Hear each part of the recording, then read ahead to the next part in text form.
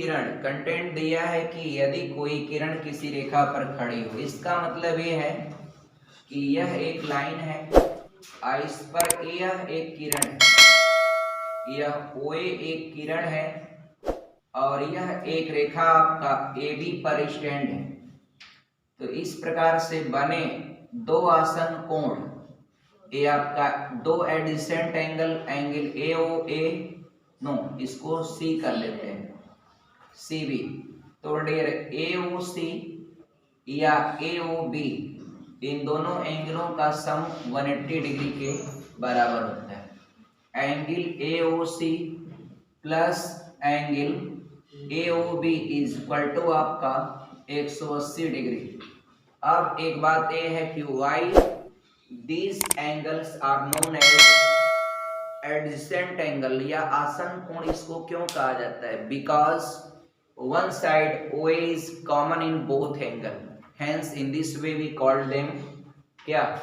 आसन कोण। आसन कोण कहने का एक रीजन बस यही होता है कि जब दो कोणों में कोई एक भुजा क्या हो, कॉमन हो, तो इस प्रकार से बनने वाले जो कोण होते हैं उनको आसन कोण कहा जाता है। क्लियर? हाँ, लेकिन मित्रों दो आसन कोण, दो एडिसेंट एंगल का एक्सटर्नल साइड, दो एडिसेंट एंगल का एक्सटर्नल साइड विल क्रिएट या will draw a straight line. तो in that situation the sum of two adjacent angle is equal to आपका 180 डिग्री। मेरी बात समझिएगा, इट इज नॉट अननेसेसरी कि दो आसन कोणों का योग 180 अंशी हो, ऐसा नहीं होता है। ऐसा तब होता है, ये तो मैंने यहां बोल दिया है, एक रेखा पर खड़ी है, अब ए भी तो एंगल है और ये आपका खींच दिया बीच में, तो ए एंगल जो आपका है मित्रों, ए एंगल और ये एंगल, ये भी दोनों तो आसन कोण हो जाएगा। लेकिन क्या ये दोनों आसन कोणों का योग 180 अंश है? नो, स्पष्टली आप करेंगे, क्योंकि वाई? बिकॉज इनका outer side not create a straight line. इनका क्या है? आउटर साइड OC और OB वह एक रेखा बनाती है, तो उस सिचुएशन में होता है। और यहाँ तो मित्रों साफ लिखा हुआ है कि अगर कोई किरण किसी रेखा पर स्थित हो तो रेखा पर वन साइडेड, पहली बात कि दोनों आसन कोण है, और आप जानते हैं एक रेखा पर किसी भी पॉइंट पर एक तरफ जो एंगल बनता है वह 180 डिग्री के बराबर होता है। थैंक्स, ये फाइनल हो गया। आगे बढ़ते हैं, अगला कंटेंट देखिए। डियर, अगला क्या है समझते जाइए, 1 बाय 1 करके, फास्ट थोड़ा स्पीड करके कर लें। ये कंटेंट बस थोड़ा लिखने में टाइम हो जाता है हम लोग भी चाहते हैं बस लाइन आ जाए, स्टेटमेंट फटाफट डिस्क्राइब कर दें। डियर, यदि दो रेखाएं, एक कंटेंट है यदि दो रेखाएं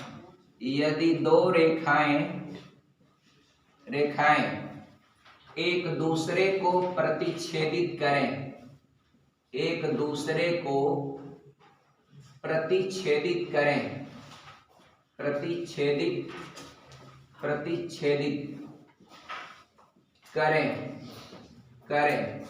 डियर, एक दूसरे को काटें, प्रतिच्छेदित करें, तो डियर शीर्षाभिमुख कोण क्या होते हैं? बराबर होते हैं। तो शीर्षाभिमुख कोण बराबर होते हैं, शीर्षाभिमुख कोण बराबर होते हैं। डियर, क्या मतलब इस बात का? इस बात का यही मतलब है, शीर्षाभिमुख कोण मतलब क्या होता है?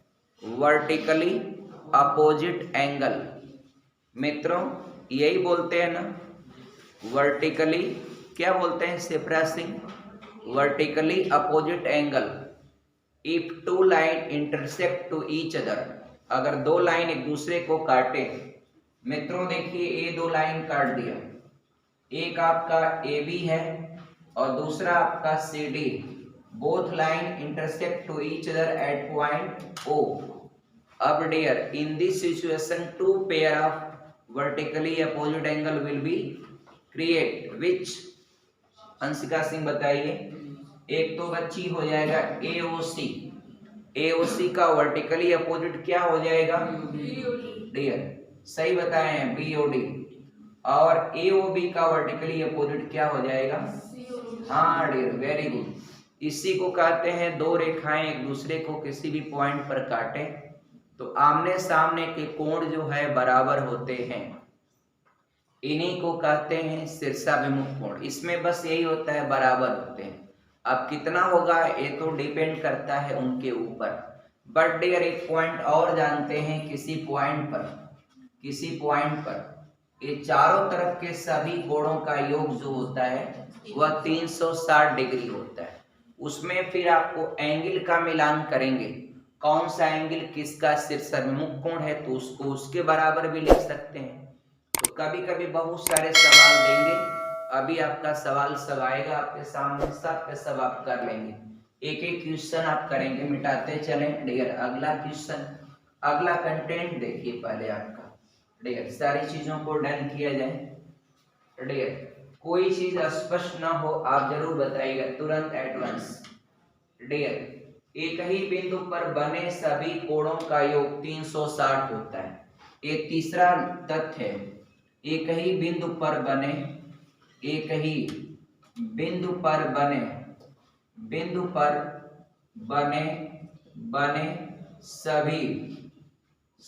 कोणों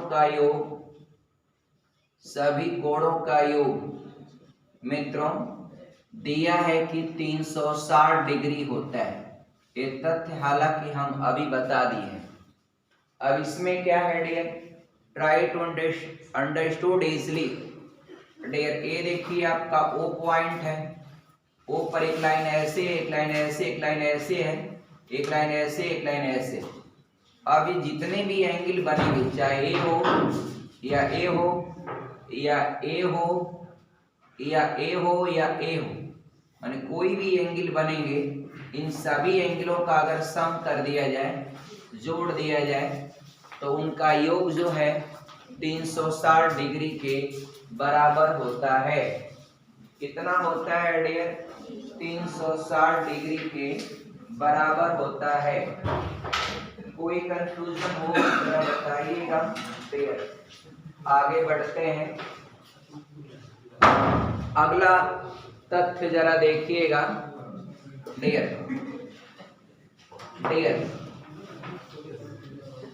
अगला तथ्य, एक तो आप लोग आते हैं late, after that we will talk to each other. एक तो आपने गलती ये किया कि आए हैं विलंब से, दूसरे अभी आप लोग बैठेंगे बात करेंगे, दूसरे का समय नुकसान होता है डियर। आ जाइए अब डियर, फिर भी आपका देर आए दुरुस्त आए।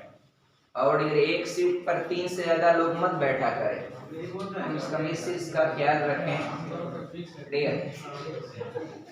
अब डियर मस्त एक कंटेंट जरा देखिएगा डियर। लिखा है यदि एक तिर्यक छेदी रेखा, डियर सभी लोग मास्क लगाएं, इसका बहुत बहुत धन्यवाद आप लोगों को। आप लोग एकदम कितना केयर करते हैं कोविड-19 के से बचने के लिए। सभी लोग हाथ भी धोए होंगे, साबुन से हाथ धोया करें, जब भी बाहर से आए साबुन से हाथ धो लें। सैनिटाइजर आल्सो अवेलेबल हियर आपका, आप उसको भी हाथ पर थोड़ा लगा लिया करें। और दूसरी चीज आपका डियर है, ये सब प्रिकॉशन के साथ साथ आप मन को इतना एडवांस करिए, इतना स्ट्रॉन्ग करिए कि एक कुछ भी नहीं आपका बिगाड़ सकता, नथिंग। आप मन से आपका इतना स्ट्रॉन्ग रहें, अपने मन की प्रबल इच्छा को इतना एडवांस कर लें। और ये किसी भी प्रकार का भयावह चित्रण कभी ना प्रस्तुत करें, ना डोंट आपका विजिट देखें। जैसे देखा होगा डियर, पिछली बार जब कोविड-19 रन कर रहा था तो कितने भयावह चित्रण को लोगों ने क्या किया कि कोई हॉलीवुड की मूवी है उसका पिक्चर काट करके उसमें लगा दिया। ये देखिए कोविड-19 से इतने लोग ऐसे हो रहे, इतने लोग ऐसे हो रहे, इतना ज़्यादा वो किया गया कि डियर संक्रमण से तो 10% लोग ही आपका नुकसान हुआ, लेकिन ज़्यादातर नुकसान हो गया लोगों का भयावह चित्रण और डियर उसके अलावा जो है आइसोलेशन भी बड़ा नुकसान किया आपका डियर। तन्हा किसी को व्यक्ति को ऐसे छोड़ दिया जाएगा तो वेरी टफ हो जाता है सिचुएशन डियर। इसके अलावा भी आपका है मन, लोगों का मन टूट गया, मन इतना डर गया, कमजोर हो गया, तो मन को आप स्ट्रांग रखिए, कुछ भी नहीं होगा आपका, नथिंग, कुछ भी नहीं। सोचिए एक लड़की थी आपका, एक महिला नर्मदा पालीवाल राजस्थान की थी, उसका लंग्स डियर आपका लंग्स उसका जो है 95% की 65% पूरा आपका डिस्ट्रॉय हो गया, एकदम नष्ट हो गया। लेकिन वो मन से इतना स्ट्रांग थी कि अपने को वापस केम बैक कर लिया, वापस बच निकलिया कोविड-19 से। सबसे बड़ी चीज़ होती है मन से मजबूत हो, खाए पिए स्वस्थ रहें, फिटनेस अपना इम्यूनो पावर को एडवांस करें, प्लेटलेट्स की मात्रा अच्छी रहे और जो हरी सब्जियां, साग भाजी ये सब खूब खाएं। और मित्रों ये जो योग और ध्यान it's essential for all of you. और जो देखा होगा पिछली बार कोविड-19 में जब संक्रमण फैला पूरे देश में, तो रूरल एरियाज में देखा आपने कैसे बचे लोग, गांव के लोग कितना आसानी से बचे आपका, बहुत ज़्यादा मात्रा में। क्या कोविड-19 हर परिवार में लोगों को नहीं हुआ, तमाम लोगों को हुआ, लेकिन वह केवल काढ़ा पी पी करके भारतीयों ने ढेर अपने आप को सेव कर लिया आसानी से। लेकिन थोड़ा मोड़ा विशेष स्थिति में they will require to anything. शहरों में ज़्यादा डेथ क्यों हो जाती है? क्योंकि वहाँ पर ऑक्सीजन की मात्रा कम रहती है, वहाँ पेड़ पौधे कम रहते हैं। गाँव में क्या है, इसलिए आपका पेड़ पौधे ज़्यादा, जिनको ज़्यादा डर हो गया, ये सब चीज़ें हो गई, तो ज़्यादातर कोविड-19 के संक्रमण का प्रभाव अलग रहा, लेकिन ज़्यादातर लोगों की मृत्यु आपका हार्ट अटैक अलग अलग चीज़ों से हुई। तो dear always we should strong आपका इन एवरी वे। डियर लिखा है एक तिर्यक, यदि एक तिर्यक रेखा, यदि एक तिर्यक रेखा, यदि एक तिर्यक रेखा डियर, तिर्यक रेखा मित्रों, तिर्यक रेखा दो समांतर रेखाओं को काटे, दो समांतर रेखाओं को काटे, समांतर रेखाओं को काटे, रेखाओं को काटे तो संगत कोण बराबर होते हैं। संगत कोण को मित्रों करिस्पॉन्डिंग एंगल कहते हैं। Corresponding angles should be equal. ये आपका करिस्पॉन्डिंग एंगल जो होता है मित्रों, वह क्या होता है, बराबर होता है। क्या मतलब है जरा समझिए, कितना आसान है। अगर दो समांतर रेखाओं को, यदि दो समांतर रेखाओं को, समांतर रेखा सपोज कर लीजिए एक आपका AB है और दूसरा क्या है, CD।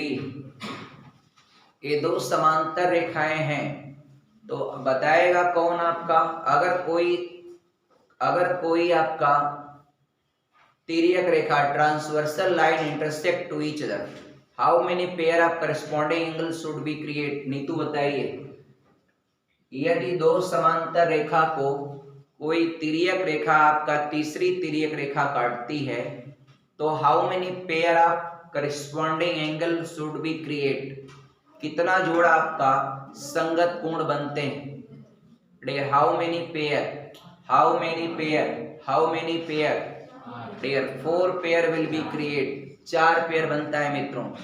ऐसा नहीं कि केवल यही है, देखिए ये संगत कोण इसका है, यानी ये इसका है, ये आपका नीचे वाले का, ये नीचे वाला है, इसका डियर ए वाला, इसका ए वाला, बस। तो यही सब होते हैं क्या, संगत कोण। दो समांतर रेखाएं जिनके बीच दूरियां क्या हो, समान हो, और दो समांतर रेखाओं के बीच बनने वाला कोण हमेशा क्या होता है, 0 डिग्री। क्या होता है, 0 डिग्री।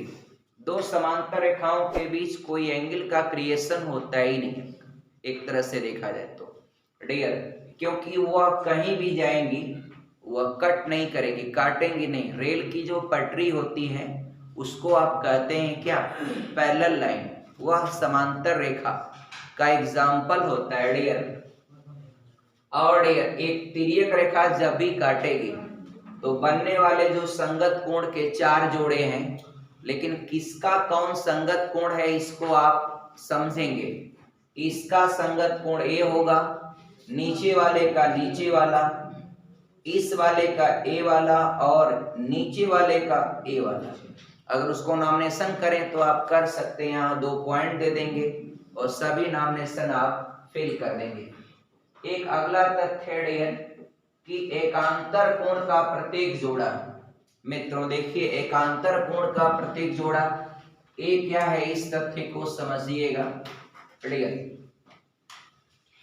दो एकांतर कोणों का प्रत्येक जोड़ा, एक तिर्यक रेखा दो समांतर रेखाओं को काटे तो एकांतर कोणों का प्रत्येक जोड़ा बराबर होता है। एकांतर कोण का प्रत्येक जोड़ा, एकांतर कोण का प्रत्येक जोड़ा डियर क्या होता है, बराबर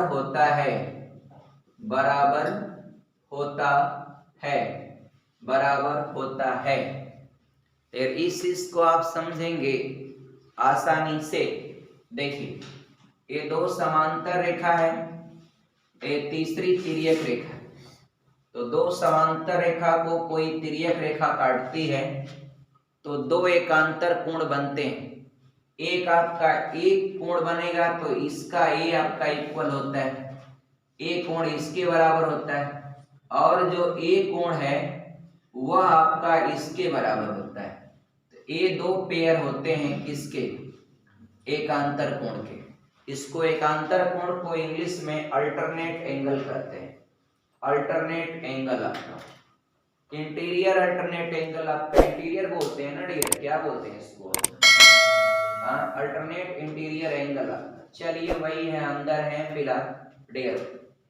तो मित्रों दो समांतर रेखा को कोई तिर्यक रेखा काटती है तो एकांतर कोण क्या होते हैं, बराबर। एक कोण इसका एकांतर कोण है, यह इसका एकांतर कोण है, और दो ही जोड़ा आपका एकांतर कोण का क्रिएशन होता है।